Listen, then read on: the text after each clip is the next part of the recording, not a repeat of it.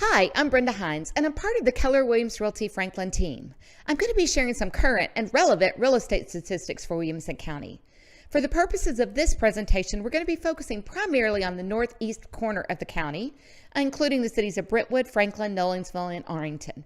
But if you're interested in the rest of Williamson County, as well as in other counties in Middle Tennessee, you'll be able to find those videos on my YouTube channel. Now, before I review the statistics, let's talk about why they're important. If you're a buyer, it's vitally important to understand the climate of the market. Let's say you hope to find a home and what you realize is a very strong seller's market. It's important to be prepared mentally and also to have everything in order, like a letter of pre-approval, so that when you do make an offer on a property, you have a greater chance of winning it. Even then, you don't need to get discouraged and frustrated because there may be situations that no matter how strong your offer is, it's not the one that's chosen. In that case, you need an agent who will stick with it and stick with you and find that neither of you get frustrated as you continue your search. Now, if you're a seller and you're lucky enough to be in a strong seller's market, it's also important to understand a multiple offer situation and what kinds of things might occur, as well as the strategies that your agent might recommend. If you're not as fortunate and you find yourself in a strong buyer's market, it's also important to know that so that you have realistic expectations going in, so that you don't get frustrated if you don't get an offer as soon as you expected one, and so that when you do get an offer, you're able to evaluate that and really look at it from that perspective. So let's start by looking at Williamson County in general. And the variance that you're going to see on all these slides is comparing 2014 to 2015.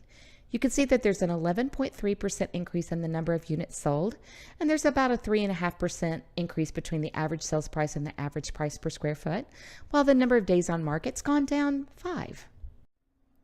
So let's start with Brentwood.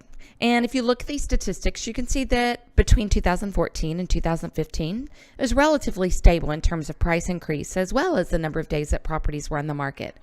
And you might look at this first and think that maybe Brentwood is slowing down.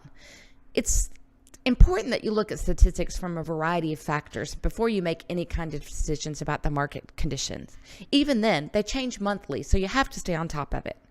But while we're here, let me take the opportunity to point out that sales price ratio that I have on each slide. If you see that ratio, you're going to see that in each of these cases, it's increasing a little bit. Now, the sales price ratio is the ratio of the sales price to the list price. So that means here in Brentwood that in 2015, the sales price of homes was 98.4 of the list price. That's a pretty strong margin. If we look at Franklin, we can see there's a little bit more of an increase here. The number of units sold and the average sales price are both up about 7%, whereas the average price per square foot is up nearly 5%, and the number of days on the market's down 3. Now, when we look at Nolensville, we can see a little bit of a shift here. You can see that it's very strong. The average sales price is up 13.9%. The average price per square foot is up almost nearly 10% as well. And the number of days on the market has been reduced by over a week. Units sold is also up to 9%. But something that we really want to point out here is that sales price ratio. It's up 2.9%. But not only that, it's more than 100%. That means the average home is selling for more than it lists for. That's pretty significant, and it shows growth in that area. So now let's take a look at Arrington, and this is really interesting because the average sales price is up 18.7%, whereas the average price per square foot is up over 10%. But when we look at the number of units sold, we realize that it's less than 1 a week, and the average days on market, although it's gone down nearly 2 weeks, 13 days, is still 106 days. So that means that all those sellers in Arrington are realizing a significant increase in value of their property. They're having to wait more than 3 months for it to sell. Now that's not bad, but that's not an extreme seller's market. So it'll be really interesting to see how growth and value in Arrington continues as the years move on. Now, we've talked about some really hot areas in Williamson County, but can we collectively say that they're a seller's market? No, you really can't make that generalization because you have to really look at the specific price points within the market. Now, let's take a look at some specific price points. If you remember back a few slides ago, we saw that between 2014 and 2015, the most stability in pricing had been in Brentwood.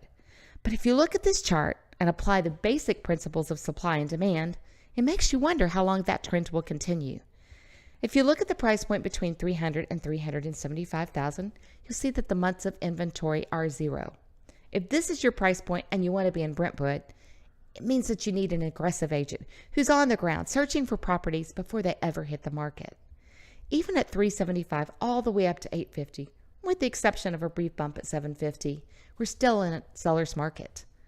At $850, we go into a buyer's market, then a neutral market, and back to a buyer's market at $1.2 million. So let's talk about that $750,000. What does that mean?